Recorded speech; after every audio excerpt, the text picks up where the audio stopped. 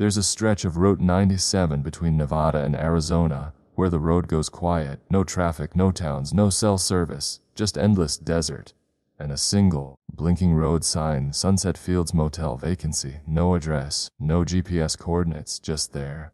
Locals say it moves. That one day it's 30 miles south and the next it's up past the ridge. That no one builds it, no one owns it. But it's always open. Meet Logan Park. Divorced, worn out face, eyes like he's seen war, but never served. He was driving cross country after his dad's funeral, trying to outrun guilt, or maybe just sleep through it. It was 1:43 a.m. when his truck started sputtering, fuel gauge dead, engine coughing, and then, right on cue, like the world wanted it to happen, that sign appeared. Sunset Fields Motel vacancy. SAR hold. Let the silence build. He pulled in. Gravel crunched under his tires. The neon flickered above a small, sand-colored office. The kind of place that hadn't changed since 1975. Inside, it smelled like lemon cleaner and old wood. A man stood behind the counter. Too still, too clean. Wearing a name tag that just read, "Need a room," the man asked. Logan nodded. No small talk. No ID required. Just a heavy brass key with a tag that read. Logan looked up. There are only 2 floors. Doesn't go that high. The manager didn't blink. You asked for quiet. He smiled. Logan took the key and walked toward a hallway that shouldn't have existed, but did. He turned left then right and somehow he was on the 3rd floor, room 313. The door was already open, and build suspense. Make the reader lean in. The room looked normal at first. Bed lamp, faded carpet, wallpaper that hadn't been touched in decades, but there was something wrong about it. The air was still, like it hadn't been breathed in years. No dust but no life either. He set his bag down, sat on the bed, then noticed the mirror, hung too low, angled wrong, like it was meant to reflect something standing just outside your field of view. He leaned in, and for a split second, he saw it, a face, pale, hollow, watching, then gone. He spun around, nothing. But the doorknob was slowly turning. Click. He opened it. No one there, just the long hallway, empty. Except, at the far end stood a little girl, in a white nightgown, soaking wet, face hidden behind dripping black hair. She raised her hand and pointed straight at him. Then she vanished. Logan slammed the door shut, heart pounding, chest tight. He locked it, bolted it, chained it, and whispered, "Get a grip." He turned back to the mirror and froze. There were 4 reflections, but only one body in the room. To this day, Logan doesn't remember falling asleep, but he remembers what woke him up, the knocking. From inside the closet, Logan stared at the closet door. It was shut, but the knocking hadn't stopped. 3 soft taps, pause, then 3 more, like someone waiting patiently to be let out. He sat frozen on the bed, muscles stiff. Breast phone was dead. No signal, no clock in the room, just the knocking, and the mirror still showing 4 reflections. Finally he stood, slowly, cautiously, each step creaking on the old floorboards. His hand touched the closet handle. Cold, colder than it should have been. He whispered, "Hello." No answer. He opened it. Nothing. Just an empty coat hanger and an old wooden chair facing the back wall. But the back wall had writing on it, scratched in with something sharp, almost clawed. "Don't speak after midnight."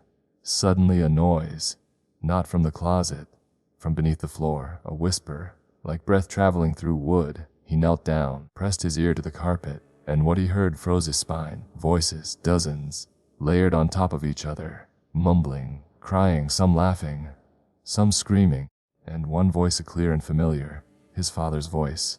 "Logan, you were never meant to come here." A pause, emotional moment. Logan reeled back, shaken, heart pounding in his throat. He stood up too fast and hit the nightstand. The lamp flickered, and then the entire room went dark, pitch black, silence. Then, his father's voice again, only closer. "You should have stayed home, son." Logan turned. The mirror still glowed faintly in the dark, but now it only showed the room, no reflections, no Logan, just the room, and something sitting on the bed, a figure, still, facing away. He stepped toward it, 1 foot, then another. The air got colder, heavy, thick, like breathing through fog. He reached out. The light snapped back on, and the room was empty. The figure was gone, but the indent on the bed remained, fresh, deep, like someone had just been sitting there. He stumbled back, grabbing his keys. "I'm leaving."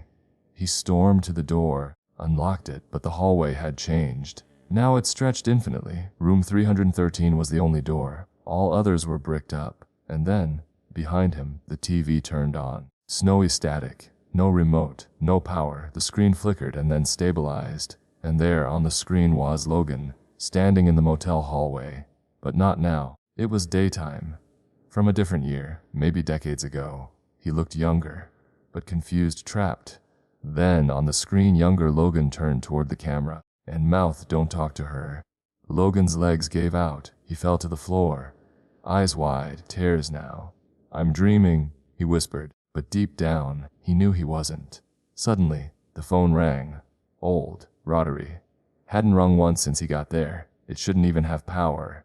He crawled toward it, shaking, lifted the receiver, and a voice whispered, "Check out is never your choice." The receiver was still in Logan's hand, cold plastic against his ear, but the voice, it was gone. No click, no dial tone, just silence, thick, suffocating. He dropped the phone and stumbled back to the bed, and that's when he saw it. On the carpet in the middle of the room, footprints, soaking wet, leading from the closet to the foot of the bed. But he hadn't been in the closet since the night before, and the floor was bone dry. He grabbed his duffel, heart pounding, ready to run. He didn't care if the truck worked. Didn't care if it meant walking through the desert barefoot. He had to get out. He unlocked the door, swung it open, and there stood the little girl, same one, same nightgown, dripping wet, face hidden. Closer this time. She tilted her head and whispered, "You forgot your face." He blinked, and she was gone. He backed away, turned, and nearly screamed. The mirror, it was filled with people now, dozens, maybe 100, all standing shoulder to shoulder, pale, still, eyes open but dead, and they were all wearing his face. He fell to the floor, gasping, clawed his way back toward the corner of the room like a wounded animal. And then he noticed something else. In the wall by the dresser, a small wooden door, painted over, almost invisible unless you were eye level. It hadn't been there before. Or maybe he just hadn't seen it. He stood, wiped the sweat from his face, then pried it open. Behind the panel, a crawl space, dusty, narrow, leading down into the dark. But something was in there, not an object. A sound, his father's voice. Again, clearer this time. "Logan, come down here. I want to show you what you left behind." He wanted to believe it, that it really was his dad, that maybe he wasn't crazy. Maybe this was grief, a breakdown. But a voice in his head whispered the truth. "That's not your father. That's what's been wearing him." Still, he crawled inside. And for a long time there was only darkness. Then a light, not warm, not safe, more like a hospital hallway at midnight. Buzzing, flickering, he emerged in a place that wasn't part of the motel anymore. Not really. It was underground. Rotting wood, and along those walls, doors. Hundreds of them. Each door had a name and a photo. And as he passed them, Logan felt a strange sensation like being watched by people already gone. He stopped at one door. It had his name, his face, but the date below, August 15th, 1997. That was the year he turned 5. Suddenly, something banged from inside the room. Then again, then again. He stepped back, and the other doors started opening, one by one. Old hands, shadowed faces, people he'd never met but somehow knew. Each one whispered in unison, "You stayed too long." He turned to run, but the hallway had disappeared. In its place was the front office, and at the desk the manager, still smiling, still clean. Only now he was wearing Logan's face. "Ready to check out, Mr. Park, because now someone else is checking in." The manager didn't blink. Didn't breathe, just stood behind the counter wearing Logan's face. Same eyes, same voice, same crooked scar above the left eyebrow. "Check out isn't a request," he said, lips curling upward. "It's a transaction." Logan's voice caught in his throat. The thing smiled wider. "A doorman, a bellhop, a memory that remembered you." Suddenly, the lobby began to change. The paint peeled away. The wood darkened, splitting. The lights overhead flickered and swung as if a storm raged outside, and behind the front desk rows and rows of keys appeared. old motel keys. Hundreds of them, each one tagged with a room number, each one dripping wet. Then he saw the guest ledger, an old book, leather-bound, yellowed. Open on the counter, he stepped closer. There were names, dates, ages, and death dates. Most of them were decades old, but near the bottom was something terrifyingly fresh. Logan Park checked in August 3, 2025, checked out. Hand empty, he stared at the empty space next to his name, felt a cold wind brush past his ear, and then he noticed something else. Some of the names on the ledger, he recognized them. Mr. Fellers, the man from room 312 with the shaking hands, Vanessa H., the girl who passed him in the hallway that first night, head down, whispering to herself. Even the woman he passed outside, the one who'd been staring at her own reflection in the car window. They were all in the book. Every guest he'd seen was already dead. The manager chuckled. We're not a motel, we're a mouth, and every name we swallow we keep inside. Why me? Logan whispered. Tears in his eyes now, genuine, raw. I didn't do anything. I didn't belong here. The manager stepped closer, the smile gone. That's the tragedy, son. You do. You came because you missed your father, because you didn't believe he was really gone. You came looking for answers, and now you're the answer someone else will come looking for. Logan backed away, turned to run, but the door to the office slammed shut, hard, and behind him, the keys on the wall began to rattle, then spin, violently, clinking like wind chimes in a hurricane. One fell, clink, then another, clink, clink, until only one remained, room 313, and then it unlocked on its own. The manager nodded toward it. She's waiting for you. She's been waiting a long, long time. Logan turned, walked toward the door like a man headed to the gallows. Every step echoing, every heartbeat louder than thunder. The door creaked open, and inside he wasn't the same room. Not anymore. It was his childhood bedroom. Every toy in place. The old blue nightlight glowing in the corner. The space-themed wallpaper. And on the bed, his father. Just sitting there, hands folded, smiling. Dad. Logan choked out. His father looked up, eyes warm, welcoming. Hey, buddy. Logan stepped in slowly, fell to his knees at the side of the bed. The man reached out, touched his face, but the warmth faded almost instantly, because something was off. The hand was too heavy, too cold. Tusman heard it. A second voice. From the closet in the bedroom, a voice that sounded just like his father's, but muffled, pounding against the inside. Logan, don't believe him! That's not me! That's not me! Logan turned back to the man on the bed, now smiling too wide, teeth too many, and the man whispered, too late, the heart open in silence. One breath, then a single sound, the slow creak of a door closing behind you. The bedroom vanished. The smiling man was gone. The bed, the wallpaper, the nightlight all stripped away. And Logan stood in the dark, not black, not void, but something worse, a kind of darkness that feels like it's breathing, like it's aware of you.